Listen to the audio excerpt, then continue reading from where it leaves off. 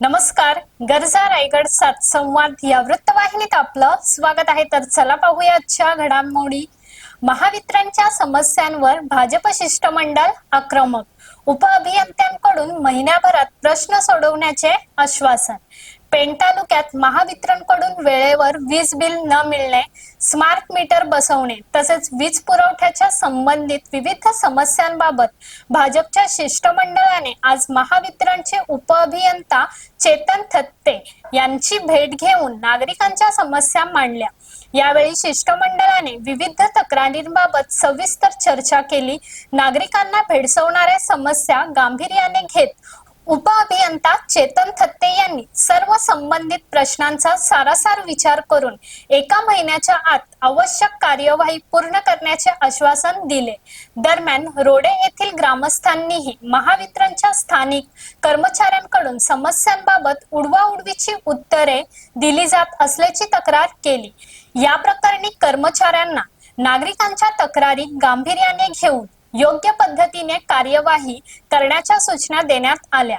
यावेळी भाजप युवा मोर्चा अध्यक्ष स्वप्नील म्हात्रे, माजी सभापती परशुराम पाटील, नगरसेवक संतोष पाटील, मच्छिंद्र पाटील, अंतोरा सरपंच अमित पाटील, रोडे सरपंच दिनेश पवार, उपसरपंच नरेश सोनावणे, दिनेश पाटील, प्रसाद पाटील, रामकृष्ण वाघमारे, गोरख पाटील, प्रल्हाद पाटील, प्रवीण रुपेश लांगी, ललित पाटील, रुपेश पाटील, निलेश म्हात्रे यांच्यासह भाजपचे पदाधिकारी, कार्यकर्ते व ग्रामस्थ मोठ्या संख्येने उपस्थित होते. यावेळी उपअभियंता चेतन थत्ते व स्वप्नील म्हात्रे यांनी प्रसार माध्यमांशी संवाद साधला. 20 ऑगस्ट रोजी रोडे ग्रामपंचायत आणि भाजपा युवा मोर्चातर्फे आम्हाला विविध मागण्यांचे निवेदन देण्यात आले. त्याच्यामध्ये वीज बिल वाटपाच्या समस्या, रिडिंगच्या समस्या आणि गावातील समस्या आणि तिथल्या जे लोकल लाईनमॅन आहेत त्यांच्या तक्रारीविषयी त्यांनी अवगत केलं. त्या संदर्भामध्ये सगळ्यांची दखल घेऊन येत्या 1 महिन्यामध्ये सदरील सगळ्याच्यावर सोल्युशन काढण्यात येईल अशी त्यांना आमच्यातर्फे ग्वाही देण्यात आलेली आहे. त्याच्यावर काम लवकरच चालू करण्यात येईल. आमचं रोडे आणि भाजप युवा मोर्चाच्या वतीने महावितरणच्या विविध समस्यांबद्दल या महावितरणचे कार्यकारी अभियंता थत्ते साहेब यांच्याशी भेट घेतली.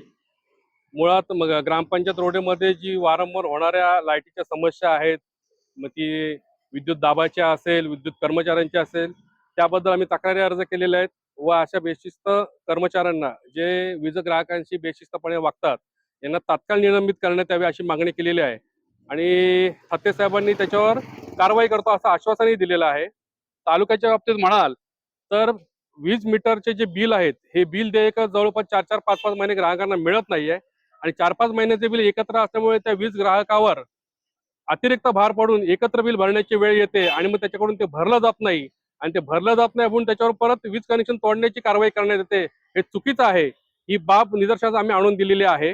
डिजिटल मीटर न बसवण्याबद्दलही आम्ही साहेबांना सांगितलेलं आहे की डिजिटल मीटरचं जे बिल जास्त येतंय त्याच्यामुळे लोकांना जो नाहक बिल वाढीचा त्रास होतोय तो त्याच्यामुळे ग्राहक संतप्त आहेत, संतप्त प्रतिक्रिया आहेत प्रत्येक नागरिकाच्या. त्यामुळे नवीन डिजिटल मीटर बसवण्यात येऊ नये अशीही मागणी केलेली आहे.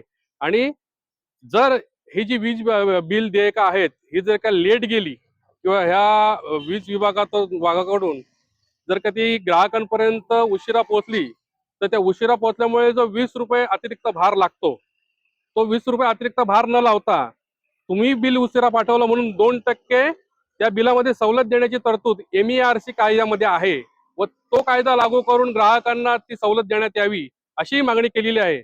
या सर्व मागणीचा विचार करून महिनाभरात या सर्व समस्यांना आम्ही काहीतरी मार्ग काढतो असं आश्वासन आम्हाला दिलेलं आहे. आम्ही आश्वासनाची वाट बघतोय. गेल्या वेळी आपण MSEBच्या भ्रष्टाचाराबद्दल बोललेलो आहे, तोही ह्या नवीन आलेल्या साहेबांच्या कानावर घातलेला विषय आहे.